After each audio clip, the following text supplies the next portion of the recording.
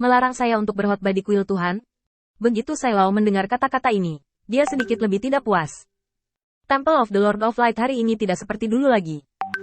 Bahkan ketika dia pertama kali memasuki alam abadi, tidak ada kota terapung yang tidak mengizinkannya untuk berkhotbah. Semua penguasa kota terapung ini tahu bahwa sangat mudah untuk bingung dengan tinggal di negeri dongeng. Karena selain utusan ilahi, hampir tidak ada jalan keluar, paling-paling hanya seperti pengusaha berjalan, menjadi orang biasa.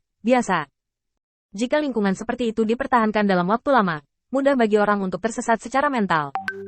Sebuah kuil muncul, belum lagi apa tujuannya, setidaknya kemunculannya dapat memberi lebih banyak rezeki spiritual kepada para biksu ini. Selain itu, untuk jangka waktu yang lama di kuil penguasa cahaya, tidak ada perubahan khusus yang terjadi bahkan di bawah penargetan Mahkamah Agung. Mereka masih berusaha sebaik mungkin untuk menjaga stabilitas di alam abadi, tetapi mereka tidak pernah mengatakan bahwa mereka akan mengambil inisiatif untuk menimbulkan masalah. Orang-orang di kota terapung menyukainya, bahkan jika atasan ini menentangnya, apa gunanya? Tidak akan ada efek, dan oposisi akan sia-sia. Sebagian besar hal yang disetujui oleh kota terapung, bagaimana menurut Anda? Tetapi mereka harus menentangnya. Apa alasannya? Menggertak saya di kuil penguasa cahaya dan tidak ada orang? Melihat wajah Sai tua menjadi hikmat, semua orang yang hadir terdiam, hanya orang yang berbicara yang masih sombong. Kenapa? Kamu menyihir publik dan menipu orang dengan kata-katamu yang mengerikan di kuil Tuhan, dan kamu tidak diizinkan untuk mengatakannya. Kamu tidak akan melakukannya karena aku tidak tahu. Kuil penguasa cahaya sejauh ini tidak memiliki catatan. Kuil penguasa cahaya telah menyusut wilayah bintang Changlan, dan itu semua tergantung pada penguasa cahaya untuk menampungnya.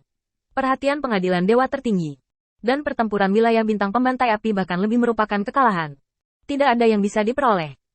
Jika itu aku, akan ada 5 penjaga istana dewa tertinggi. Belum lagi menenangkan medan bintang pembantai api. Setidaknya mereka akan mampu mengalahkan iblis. Kalian hanyalah orang demagog, pencuri. Setelah ucapan ini, lelaki tua itu mencibir.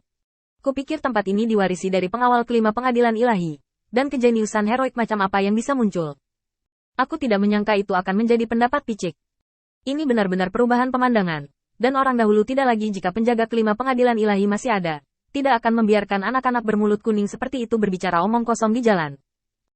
Tuanku cahaya tidak tahan api perang untuk orang percaya, dan aku bahkan tidak ingin Mahkamah Agung menarik alam abadi dan kuil penguasa cahaya untuk berperang.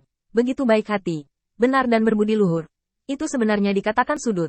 Itu benar-benar picik. Teman ini tidak akan berpikir begitu. Bidang bintang kekuasaan, tidak dapat bersaing dengan beberapa kota terapung.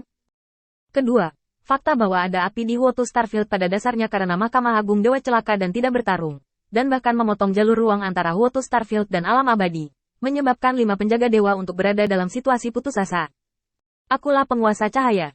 Mencari sinar kehidupan. Dia telah mempertahankan kemapanan dan kekuatan dari 5 penjaga istana dewa untuk dunia abadi. Bahkan Mahkamah Agung tidak memiliki wajah untuk menyangkal pencapaian sebesar itu. Kapan giliranmu menjadi badut yang melompat ke balok dan menggonggong dengan liar? Sai Lao membantah, bahkan membantah dan memarahi, yang langsung membuat wajah orang yang melakukan serangan itu memerah. Menyangkal. Bagaimana ini bisa dibantah? Itu hanya 2 pendapat yang berbeda, dan sejauh menyangkut hasilnya, pernyataan Lao Sai lebih meyakinkan, dan pernyataannya lebih seperti angan-angan. Jika dia terus berdebat dengan pemikiran Sai Lao, dia pasti akan jatuh ke dalam perangkap dan kalah. Begitu pikirannya berubah, dia segera mulai membantah Sai Lao. HMPH, karena kuil Raja Cahayamu sangat kuat, mengapa kamu masih datang ke sini untuk mengkhotbahkan ajaranmu? Sai Lao terkekeh sebentar, dan matanya beralih dari orang ke orang yang tetap diam. Apakah penguasa cahaya benar-benar kekurangan orang percaya di kota ini? Izinkan saya memberitahu Anda dengan jelas. Jumlah orang di kuil penguasa cahaya telah melebihi 1 juta sekarang. Dan ini hanya orang percaya yang taat. Dan ada banyak pan orang percaya. Dan ada dewa yang tak terhitung jumlahnya malam berbintang datang untuk berlindung. Lebih banyak lagi dengan dukungan penuh dari penjaga pengadilan dewa. Ada cukup banyak orang untuk bertarung secara eksternal. Dan ada cukup banyak orang percaya di dalam. Mengutus saya untuk berkhotbah hari ini. Saya hanya ingin membawa Anda keluar dari lautan kesengsaraan saat ini dan memberi Anda jalan baru. Mendengar kata-kata Penatua Sai, semua orang yang hadir akhirnya tidak bisa duduk diam. Seorang pria berpakaian sarjana melangkah maju dan memberi hormat sebelum bertanya. Aku tidak tahu mengapa aku hidup di lautan kesengsaraan. Bagi cendekiawan ini, sikap Tetua Sai bahkan lebih mudah didekati. Biarkan aku berspekulasi tentang keadaanmu saat ini. Di kota terapung, mereka yang berkuasa takut pada kepala dan ekornya. Mereka tidak berani percaya pada Mahkamah Agung. Dan mereka tidak bisa lagi bangkit sendiri. Mereka sangat bingung. Atau, dengan kata lain, kurang cek dan keseimbangan Mahkamah Agung. Mereka dapat menikmati kemuliaan, kekayaan, dan harapan harus menyimpan kebingungan tersebut. Dan kalian yang telah memperoleh status utusan dewa mungkin tidak diakui oleh Mahkamah Agung, kan? Dengan latihan semacam ini, kamu tidak tahu untuk siapa kamu bekerja, dan kamu tidak tahu mengapa kamu bertarung.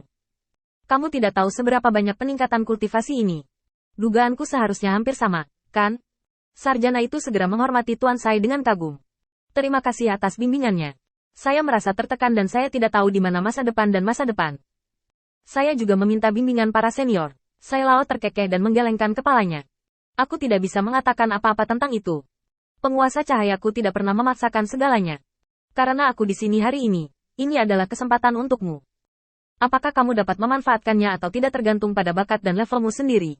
Ada pahlawan yang memperjuangkan kemakmuran dan stabilitas negeri dongeng, berteman dengan para dewa dan penjaga dewa. Berjuang untuk menaklukkan iblis dan merebut kembali bintang yang hilang di negeri dongeng. Berjuang untuk orang-orang di negeri dongeng, tidak lagi menjadi pendosa yang kalah. Di antara mereka adalah berjuang untuk memperluas kuil penguasa cahaya dan membawa kepercayaan kepada rakyat jelata di negeri dongeng ini. Sekarang, Lord Light bahkan lebih menentang semua pendapat. Di bawah keadaan dihalangi oleh rancangan pengadilan dewa tertinggi, dia telah memperoleh gelar, melawan orang tua, yang dapat dibenarkan. Hari ini, dia menjunjung tinggi spanduk bidang bintang penyembelihan. Mengapa Anda tidak pergi ke kuil cahaya saya? Tuhan, cari, buat bagi seseorang, nilai dan makna keberadaan di dunia. Juga bebas dari membuang-buang waktu di sini. Seperti kata pepatah, membaca 10.000 jilid buku dan melakukan perjalanan 10.000 mil bukanlah solusi untuk masalah ini.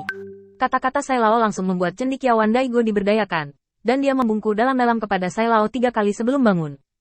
Terima kasih atas bimbingan Anda, senior. Saya akan berangkat sekarang, pergi ke kuil penguasa cahaya, dan memperluas wawasan saya.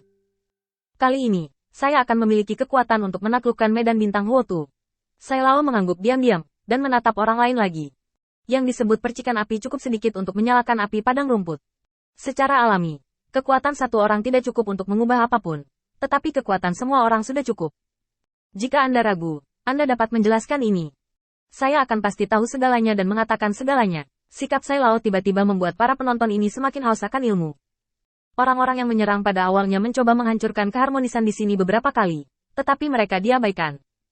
Setelah paruh kedua dari penjelasan Sai Lao, mereka terdesak keluar dari kerumunan di bawah kekuatan bersama, tidak sadar, dari semua orang.